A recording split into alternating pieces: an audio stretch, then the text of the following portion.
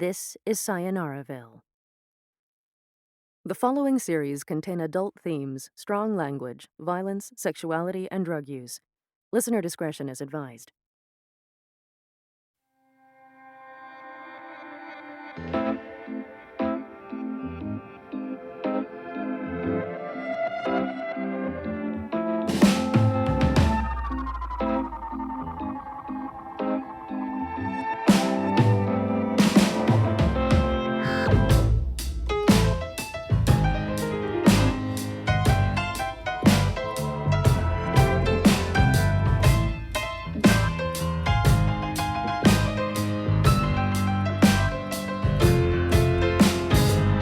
Try to sleep, but I just stay awake. Try to dream, but nothing comes my way. Just lay in bed and count the plastic stars and listen to the sound of passing cars. But what am I doing?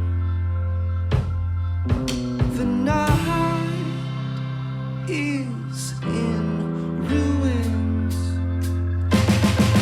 I need to cut the cord on philosophy. Shut off the thoughts and just get some sleep. Sort out the troubles in my mind. Wake up one morning feeling fine. Oh. Episode 5. Bubbles. Iris stood, confused, on a busy street corner not far from Times Square. Was this the right place? It was supposed to be. She thought she'd seen it. But now, looking around, there was nothing. The emailed directions had included some sparkly shit reassurance that she'd have no trouble finding Bubbles, if, in her heart of hearts, she really wanted to. What the hell kind of directions were those? Damn it, Iris muttered nervously. Her eyes darted back and forth until she forced them to still. Where the hell is it? Rigan, heard but not seen, answered, Close your eyes. Take a breath. Open them again and look left. Iris complied, and then saw a swanky, cheery-looking facade, practically appearing out of thin air. The name Bubbles outlined in white and gold neon, accented by a suitably round flourish on the last S. Oh, wow, slipped from Iris's lips. Thanks. At the entrance stood a handsome, well-dressed man of indeterminate early middle age. Damn it. Blushing, Iris answered, I meant the bar. That hadn't come out the way she'd meant. But years of bad experiences with less than honorable men made her wary. Oh, he replied, then smiled. Well, thank you for at least admiring my place. You must be Iris. Ty, the Sorcerer of Midtown, checked his watch. You're a little early, but that's cool. Come on in. Let's grab a drink before you go and visit with Feng.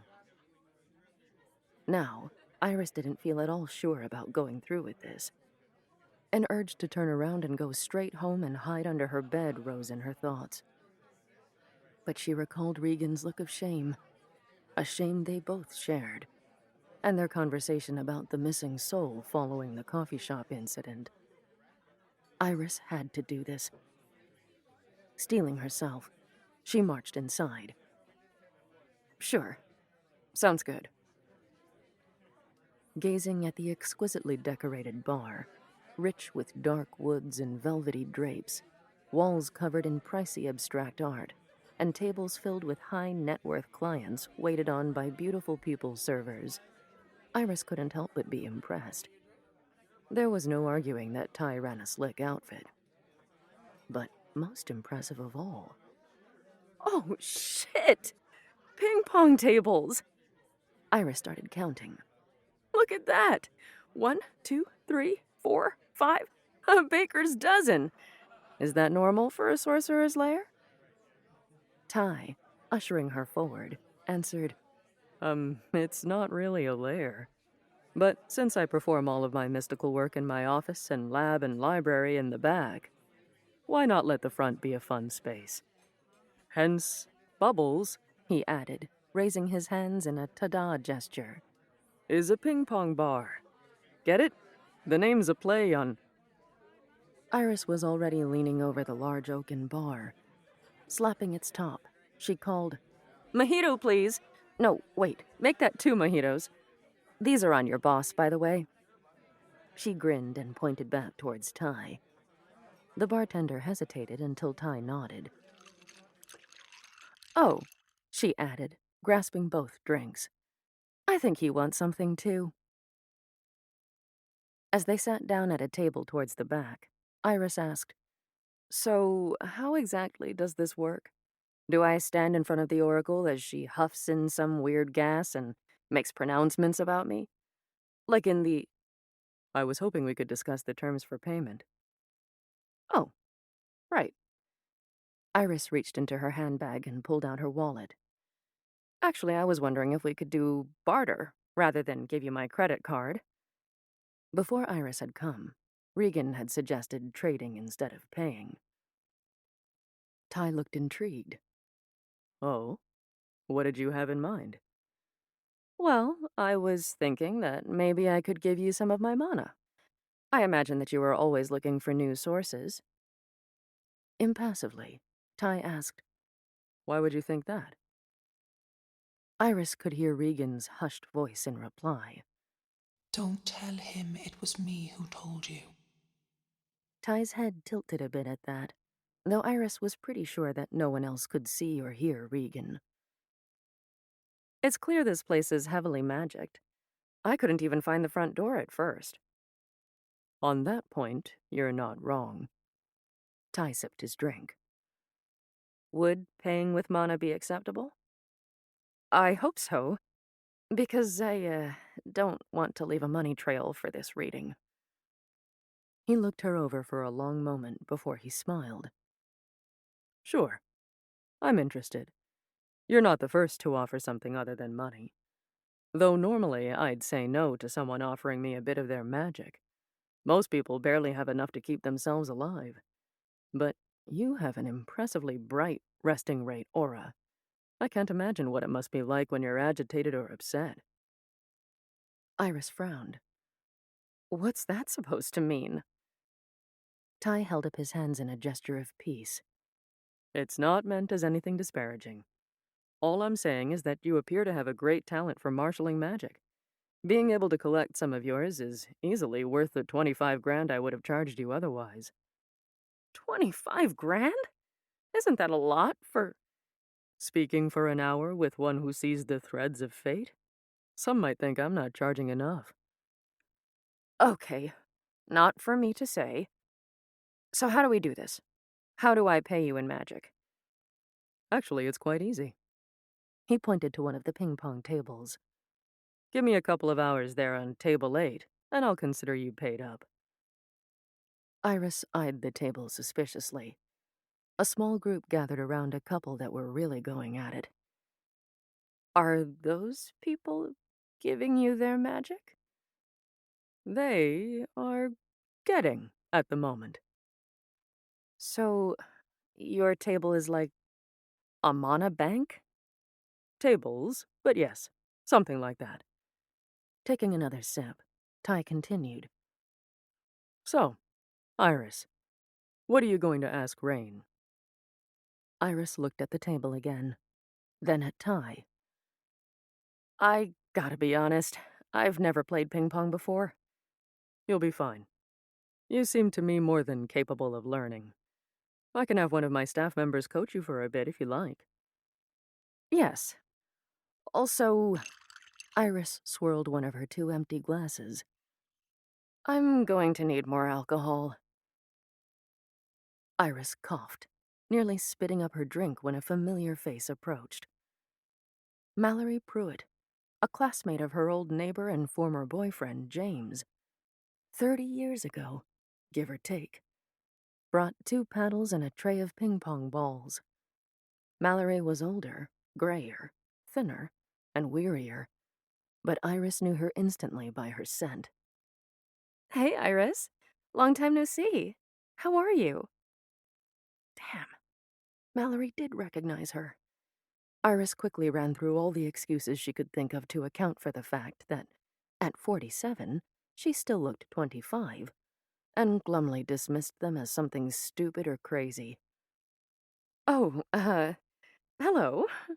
It's nice to meet you. Iris, Mallory said in a reassuring voice. We both know each other. You don't have to pretend. I know you look younger than you should, but that's fine. I've seen enough incredible things working for Ty over the years that I have largely given up my skepticism. Iris, looking instantly relieved, accepted the hug offered by Mallory. Oh my God, I'm so glad to hear you say that. Embracing Mallory, she started to tear up. What's wrong, Iris? Are you okay? Iris wiped her eyes. Yes, sorry. I went away for a while. 20 years, to be precise. And when I got back, everyone I had known growing up was gone. My parents passed away 10 years ago, and all of my old supposed friends had moved on. I don't know where anyone went. Except now you. I guess that's been weighing on me more than I thought. I'm so sorry to hear that. Must have been hard. I've been lucky, I guess. My family's all still alive and well. Mallory paused, a pained look flashing across her face. So when you said you haven't seen anyone from before, does that include your neighbor, James Ward? Iris managed not to flinch, but she felt a swell of emotion when she heard that name, and for the briefest moment, smelled burning hair and clothes mixed with charred flesh. No, not since high school. Mallory's smile and her voice dropped. He's why I'm here. At Bubbles. He did something to me while we were high school students. He hurt me. I'd been accepted into Princeton, but because of what he'd done, I couldn't go. I almost died. Iris didn't have to wonder what that was. She could still remember his soul-sucking bite, how it had killed him when he'd tried it on her. But she said nothing. Poor Mallory. Ty saved me. He let me work here while I healed. Of course, I blamed myself for what had happened between James and me, and often wondered what I'd done to catch his eye in his abuse. Worse, I'd become afraid of standing out, drawing the attention of others who might hurt me. I didn't trust myself or other people. It took 10 years to get better. But I found I didn't want to leave. Not because I was afraid of what life was like apart from Bubbles, but because I'd really come to love being a part of this strange, weird, wonderful place. I'd applied myself, learned some magic. Not like him, but, I got pretty good with certain stuff. Mostly to help run the bar better and keep it cleaner. Nothing that would ever get me a TV show or on stage in Atlantic City. All these years later, I manage his bar. I was going to be a doctor, but now I wonder why I ever thought that. Coming here has been a real blessing, and I can't imagine being anywhere else. Her smile was back. Hey, enough of that. Mallory handed Iris a paddle and a couple of ping-pong balls. Let's get to your lesson, Iris. The ball was easy enough to track and reach as it bounced towards her, but it was so damn light. She'd overhit it almost every time, sending it careening towards the darker corners of the bar, other players and patrons ducking out of the way. Iris would smile and laugh, and Mallory would smile and laugh too. But inside, Iris had grown more nervous and doubtful, the feral part of her beginning to stir out of her frustration. Before Iris had felt ready, Mallory had handed her over to a group of players. With each round, she'd drawn more bystanders to watch. Once she'd finally gotten the hang of it and tossed her boots aside, she'd improved quickly. Even consuming enough alcohol to make most women her size blackout drunk hadn't held her back. On a dare, she'd started playing 2 matches simultaneously on tables 8 and 9, pushed side by side. With a paddle in each hand, she'd punished all comers. She didn't even need to cheat using cheap back-alley sorcery. No one could keep up, not even top league players. After each match was won, a round of cheers and drinks went out. She'd call for someone to pour hers, sometimes straight from the bottle, into her mouth. Iris's eyes blazed as she took in the entirety of the stressed opponents, struggling to keep up with her brutal play. Damp hairlines and sweat-glistened foreheads, roaming irises and pupils, flaring nostrils, constricting throats, heaving chests, fidgeting arms and stamping feet, throbbing veins, tiring muscles and aching tendons racked with fatigue poisons. She could do this all night, but they clearly couldn't. After 2 hours of play, Ty signaled her to return to where he sat. Energized, but also more than ready for what was coming next, Iris left her saddened but also relieved entourage and plopped down in the dark oak booth. A wormy smile hung on her face as she wiped her brow. Whew, what a workout. That was fun. Ty smiled. Hungry? That wasn't the answer she was hoping for. Actually, yes, but I was hoping to see the oracle first. You will soon enough. Ty handed her a menu. You were really good for business tonight. So, in addition to seeing the oracle, I figured I also owed you a meal.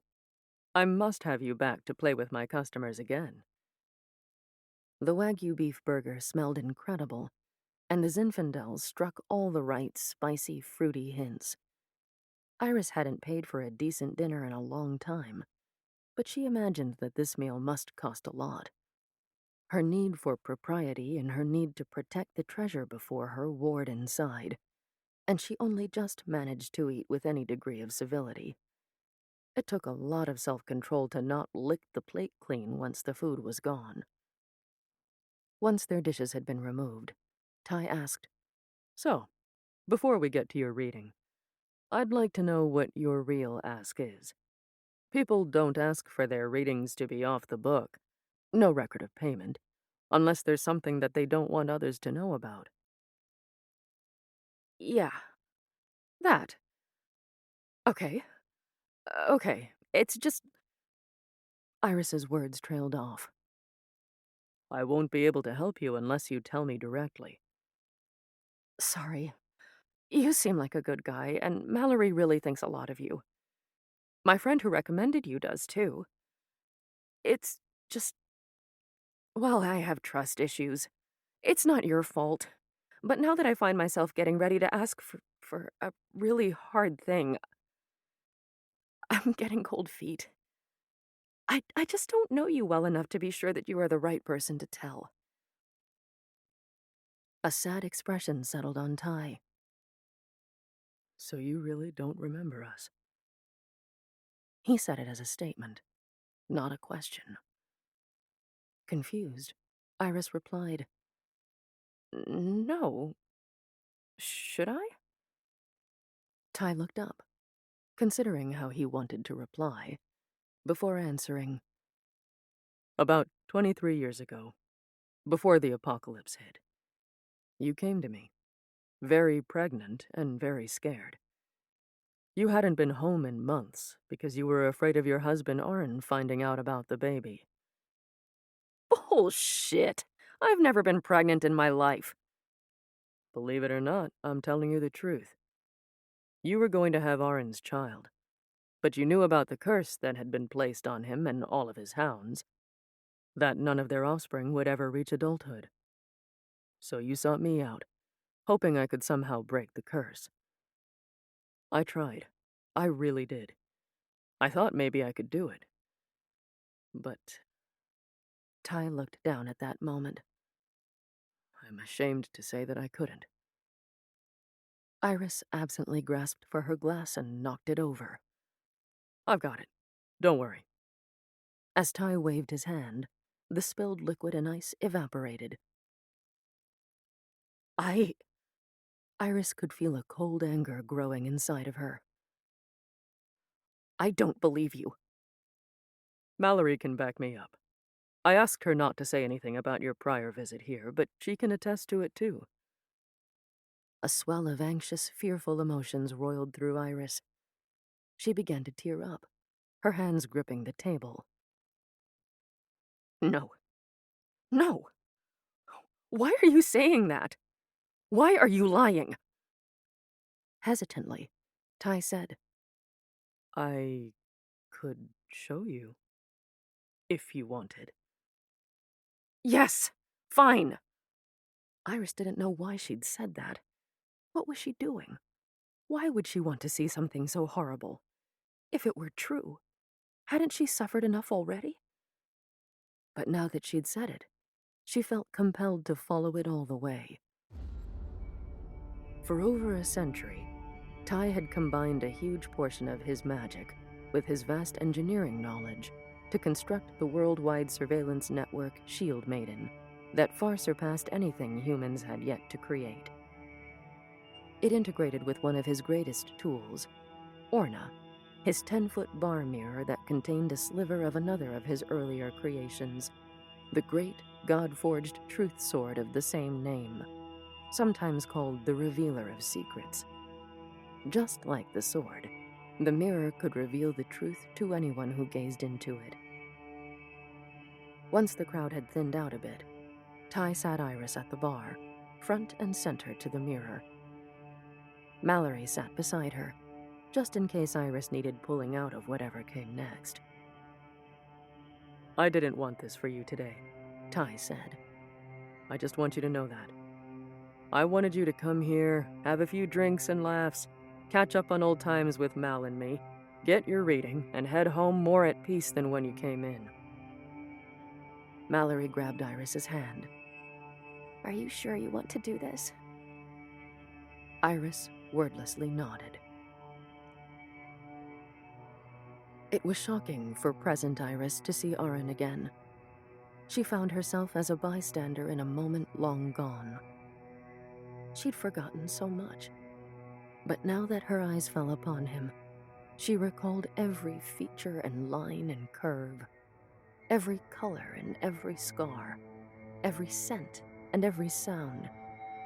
Tall, broad-shouldered, with dark hair that draped down to the nape of his neck. His eyes were like stormy skies, and his face was strong and straight, all perfect angles, without a hint of arrogance or malice or weakness. She remembered how much she had worshipped him, loved him, cherished him. No one had ever broken her heart like he had.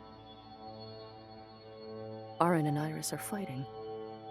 They have been fighting a lot lately. No. His voice is unwavering, hard. Sentimentality had never been one of his strengths. Iris saw herself seethe. Her old self is not having this. Don't just tell me no again. You always say that, and it always infuriates me. This is important to me, so don't just blow me off. I think I deserve a straight answer from you. I cannot have children, Iris. I've told you this before. There's nothing more to discuss. Can't or won't?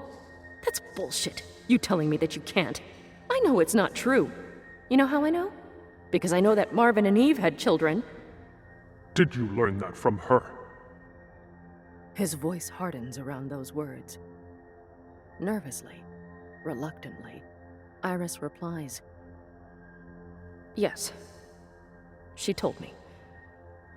Arin shakes his head. Unbelievable. His gray-blue eyes are almost glowing. And did Bavine tell you where her children are now? No. Behind his irritation, Iris knows that he is hurting, that this conversation hurts him, and she regrets having it. Again. But damn it, she doesn't want to regret it. She needs to know. She needs to know why they can't start a family together. Why, as long as she stays with him, she will never be a mother. Ask her then. Oren says. Make Eve tell you what really happened to her 2 children. Eve looks away as she answers Iris's question. We were never gods, let alone heroes. What we were, what we are broken exiles fled from our beloved land, our frightened people, our heartless queen, and our cursed fate. Even though we had won our war against the Fomorians, all of us who had fought them lost as well. The demon magic we had willingly ingested to stand against them had corrupted us too much. By the end, we could no longer even be allowed to live in Otherworld. She pauses again, while Iris waits. It wasn't until we found refuge here, on Earth, and started marrying each other, and having children, that we really came to understand the depths of that corruption. And also of the curse that Queen Danu had placed upon us, to keep us from growing in number. When she looks around, tears fill up the corners of her eyes. Marvanis and I had twins.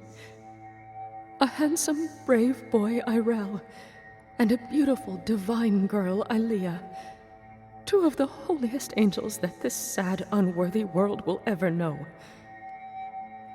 Ilea passed first. The last year of her life was pure hell.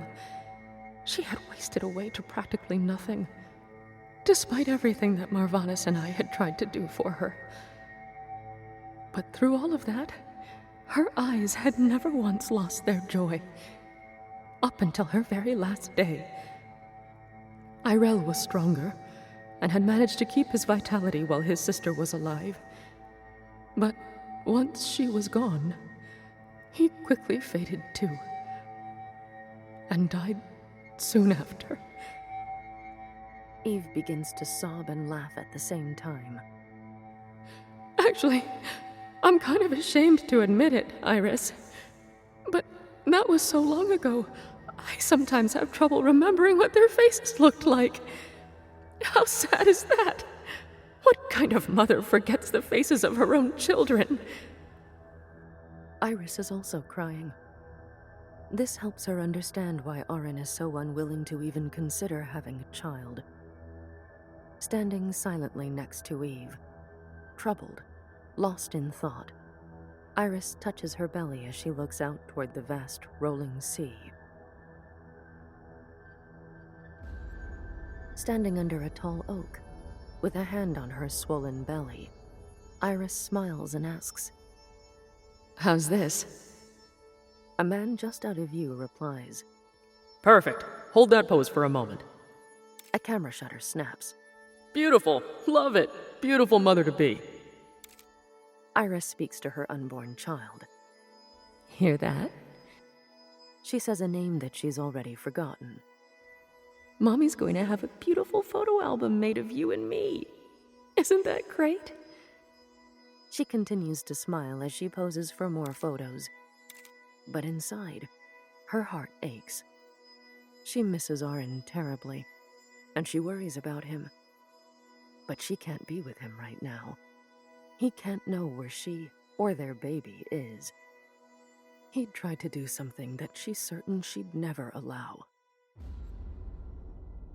Iris, baby swollen and weary, lets herself be led by Mallory to a table in the back of Bubbles. She gives Iris a glass of sparkling water and a bowl of peanuts. Ty arrives soon afterwards.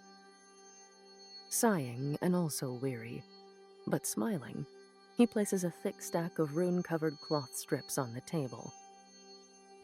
I cannot tell you how many Tuathan scrolls and tomes I've read in the past 2 weeks, just trying to get a handle on their magic. But I think I've cracked it. These strips, infused with glyphs and wards, will be placed all over your body, from head to toe, once you go into labor. I'll be chanting the whole time, powering them as much as I can. If my preparations and magic are strong enough, they should be able to shield Amelie and you from Queen Danu's curse. Iris looks hopeful. Do you think so? I want to think so. I have a room prepared in the back for when it's time. An obstetrician friend and hobbyist sorcerer will be attending, just to help you through and make sure no run-of-the-mill medical issues come up. Iris grabs Ty's hand. I don't know what to say. You've been so very kind to me. Everyone here has. Once I have Amelie, I'll pack up our things and get out of your hair. No. You should stay as long as you want. You're not in anyone's hair here. No offense, Ty, but a bar really isn't the place for a newborn. In a hospital bed in a room far back in the dimensionally stretched bubbles, Iris sits up alone, completely exhausted, but unable to rest without news of the baby. Crying, eyes red. Her hands shake, partly from the hardship of labor and partly from worry and grief. Fuck.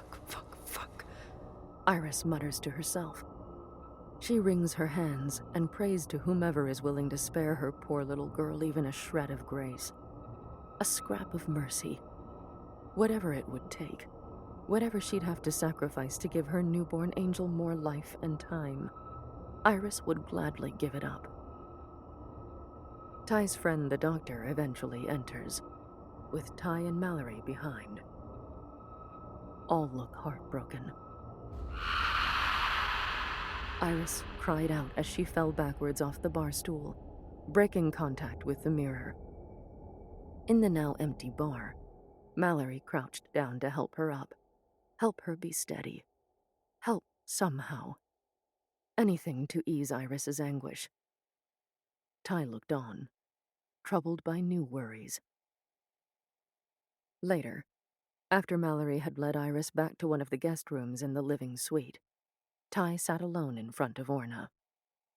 Every few seconds, he flipped from feeling sad to feeling angry to feeling guilty to feeling relieved, back to feeling sad.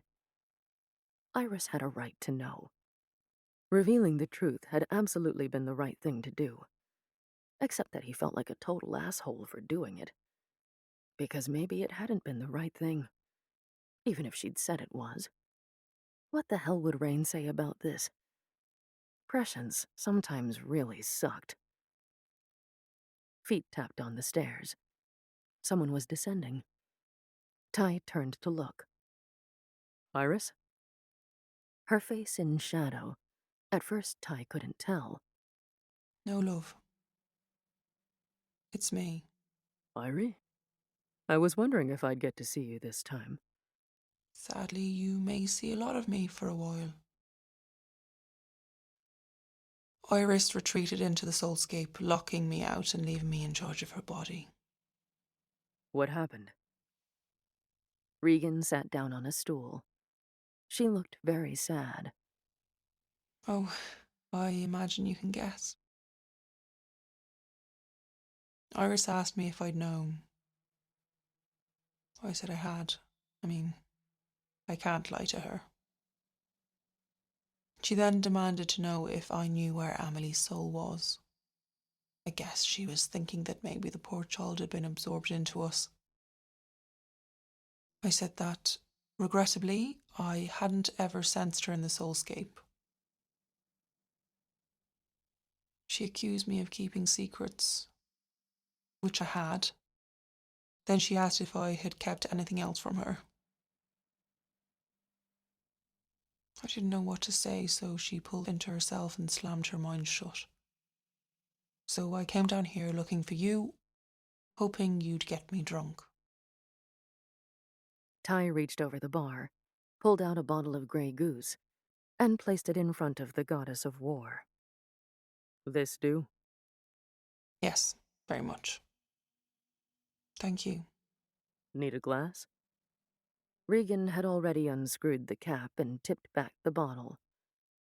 Ty shook his head. Never mind. After grabbing a second bottle for himself, he asked, Irie? Fire burned down his throat as he swallowed. Yes, my love? Gods, I have so many questions that I don't know where to begin. Maybe if you just started with one. Okay, good idea. Tai thought for a minute, then asked, Here's one. Actually, two. Why can't Iris remember me or coming here and losing her baby? And did you also forget about Amelie? Rigan thought about it for a minute before answering. If I were to guess, I'd say that something had happened to many of her memories and even her personality after she'd been reset. Reset? Yeah, I don't know how else to describe it. Following her, let's call it resurrection, took 6 months just to remember that she was human and not some beast. She didn't seem to recognize Ashley or me. Tai gasped. Gods. So she actually did die? Did the two of you, the whole lot of you, actually die then? Well, I was already dead, as were all the resident souls. You know that I haven't had a physical form of my own for a good many centuries now. As for Iris, I don't really know. Many things about her I don't understand. She's got some kind of special thing going on with the Sea of Creation, but I don't know how that works. All I can say is she wasn't conscious during those missing 20 years. Dead, or asleep, or in some kind of coma, I can't say. And since I was stuck in her soulscape, I don't know what happened to her body during that time. I've asked her about it, and she doesn't know either. So many mysteries. Sad-eyed, Rigan placed her hand over Tai's and stroked it gently. Missed you terribly, Tethra. Tai started to pull away, but stopped.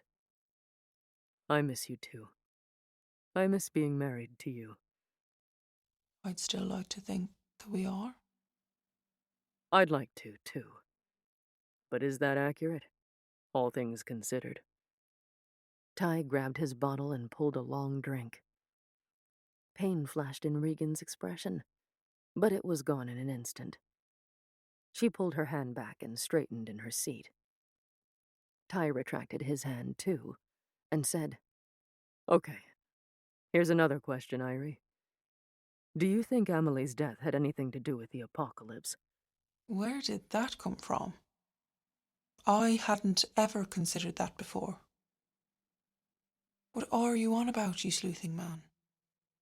It's the timing that bothers me. When I watched the replay of the events, I noticed that the time of Amelie's stillbirth corresponded very closely to the sudden eruption of Mount Hood in Oregon, which we now recognize was the first sign of the apocalypse. And no, before you ask, considering what we do actually know about Iris, I can't accept that this is all just an unfortunate coincidence. Rigan looked shocked. So what are you saying, Teth? That you think Iris might have actually triggered it? I don't think we can discount that. This sounds like a question we should pose to your dragon friend. I agree. In the meantime, when Iris comes out, back, whatever it is she returns from, maybe we shouldn't mention it just yet. Love. She's already hurt and mad at us for keeping things from her. How do you think she's going to respond if we start hiding more? Do you believe she's strong enough to accept that she may have, in a moment of profound grief, almost accidentally ended the world? What will she do if she learns that? Rigan responded defensively. We don't know that's what happened. Exactly. That's why we shouldn't mention it. Yet. Until we know more. Slowly, Rigan nodded. All right. I see your point. For now. But Iris deserves to know what's going on. Regan's eyes narrowed. You're not going to tell your Merlin friend, what's his name? Baltimore, are you? Hells no. I don't want to have Avalon pushing down on Iris or crawling over my bar over a theoretical question that I haven't had time to think about, let alone research. Can we shelve this discussion for now? Just between you and me.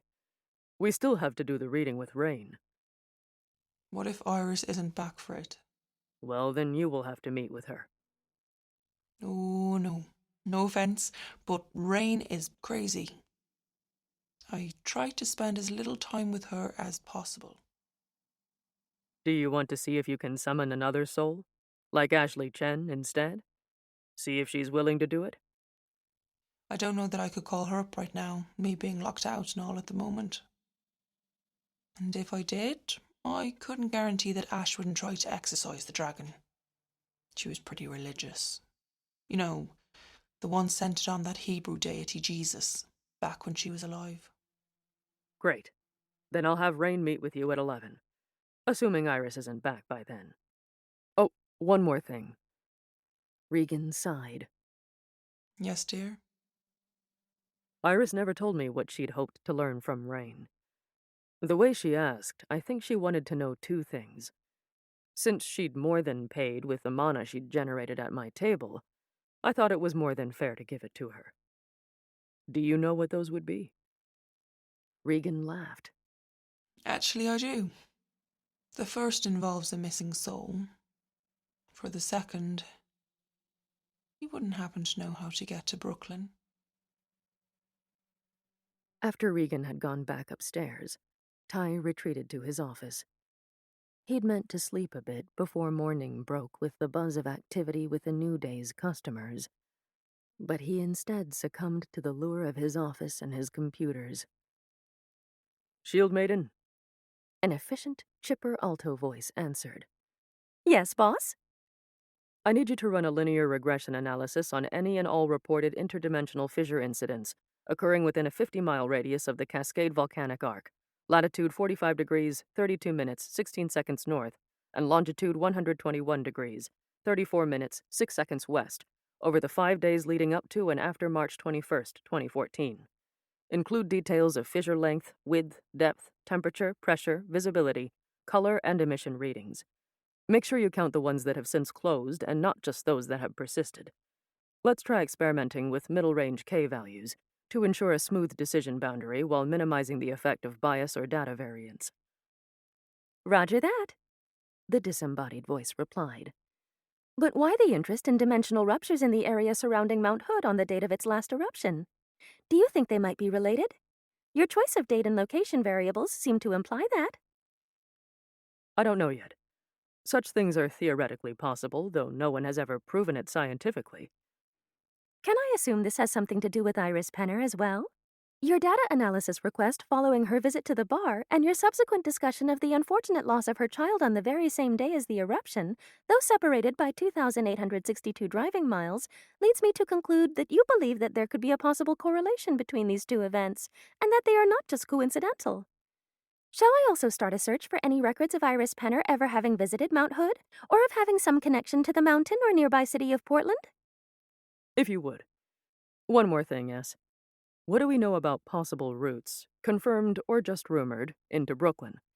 Could you work up a list, ranked in order of preparation time and estimated odds of successful passage?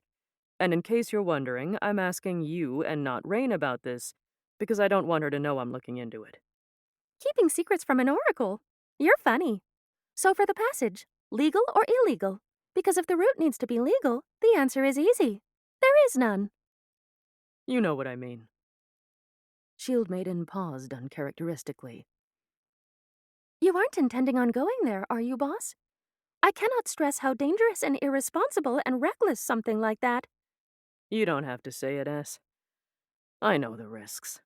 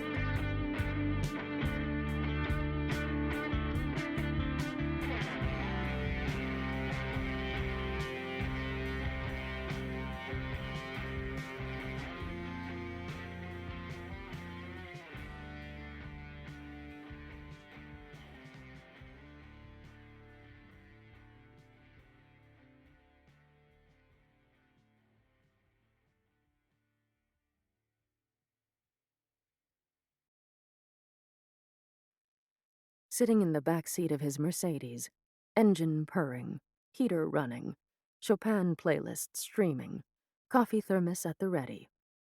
John Baltimore, the latest incarnation of the Merlin and the top man at Avalon, wove spells into his tablet computer, in preparation for breaking open what would doubtless be some very strong warding seals on an object of some importance, recently unearthed in a cemetery located in coastal Massachusetts.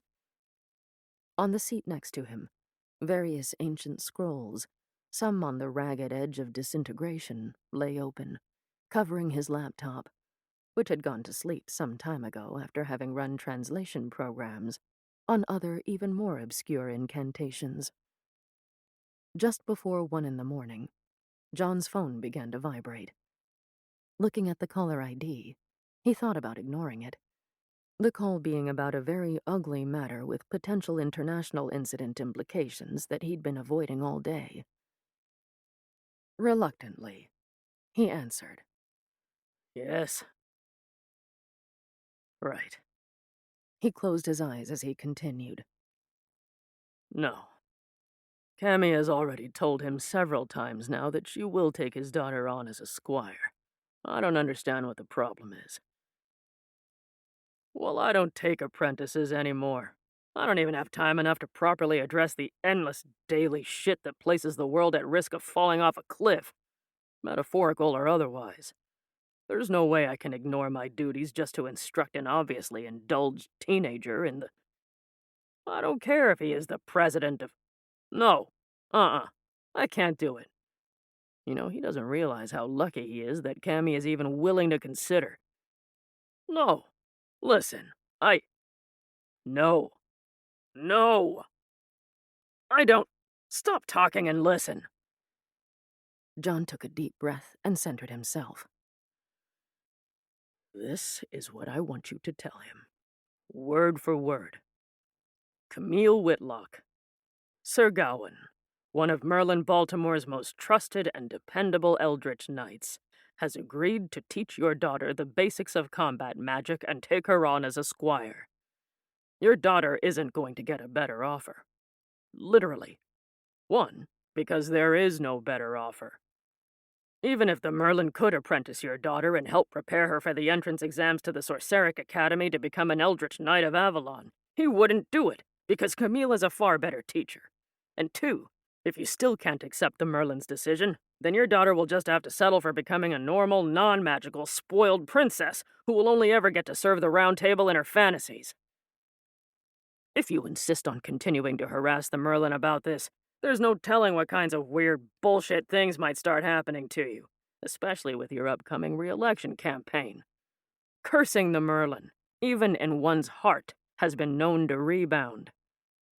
That's not a threat. It's advice. Can you tell him that? Will you say that to him? Good. I can't be bothered with this anymore. So, just take care of it. John sighed and placed his phone on the seat.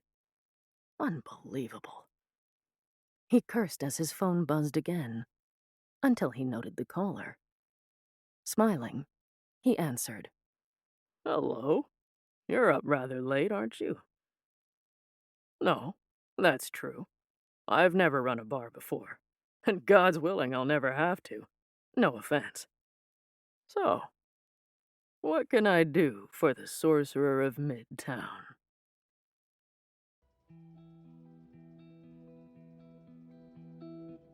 Sayonaraville is written by Steve and Robin Poole. Emily Wu Zeller provided the narration and acting, with Freya Kingsley appearing as Rigan. Sound design and editing by Dissecting Sound and Soul, DSS. Corey Dissler wrote our intro song Plastic Stars and performed it with his band Dead Men Talking. Andrew Yeghi Azarian wrote and performed this episode's outro song, Sunbeam. Sayonaraville is produced by Uncle Robot Media.